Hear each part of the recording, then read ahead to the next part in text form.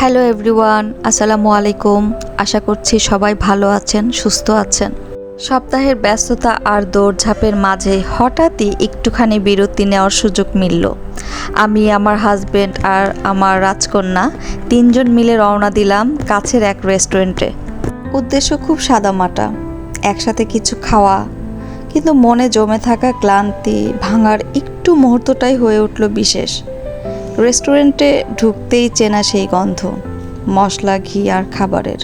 তাই আর দেরি না করে অর্ডার দিয়ে ফেললাম ছোলা বাটোরা আর ডোসা আমার খুবই পছন্দ। কিন্তু আসল মজা শুরু হলো খাওয়া দাওয়া নিয়ে খুনসুটিতে। কে কাকে খাইয়ে দিবে, কে কতটুকু বেশি খাবে, এই সব মিষ্টি লড়াই। আমাদের মেয়েটা মাঝে মাঝে চামচ দিয়ে একবার বাবার মুখে একবার আমার মুখে তুলে দিচ্ছে খাবার। ওর চোখে ছিল একরাশ আনন্দ। সে একবার একটুখানি ডোসা তুলে দিচ্ছে বাবার মুখে, আবার এক টুকরো ধরছে আমার সামনে। আমরা দুজনেই তাকিয়ে তাকিয়ে হাসছিলাম। সেই ছোট্ট মেয়েটা আজ কত বড় হয়ে গেছে।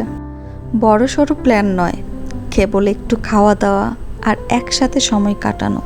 প্লেটের প্রতিটি কামড়ে শুধু খাবারের স্বাদ ছিল না, ছিল একসাথে থাকার সুখ, নিঃশব্দ বোঝাপড়া আর মনের গভীর থেকে উঠে আসা হাসি। কখন যে সময় কেটে গেল বুঝতেই পারিনি। এই ছোট্ট একবেলার মুহূর্তগুলোই তো জীবনকে এত সুন্দর করে তোলে। ব্যস্ত জীবনের ফাঁকে এমন সময়গুলোতেই মেলে এক টুকরো শান্তি। আর পরিবারের সঙ্গে কিছুটা সময় কাটানো মানেই শুধু খাওয়া দাওয়া বা একসঙ্গে বসা নয়, বরং মানসিক শান্তি, ভালোবাসা আর সম্পর্কের গভীরতা তৈরি হওয়া। সপ্তাহে অন্তত একটা দিন পরিবারকে পুরোটা সময় দেওয়া উচিত। হ্যাঁ, আলহামদুলিল্লাহ।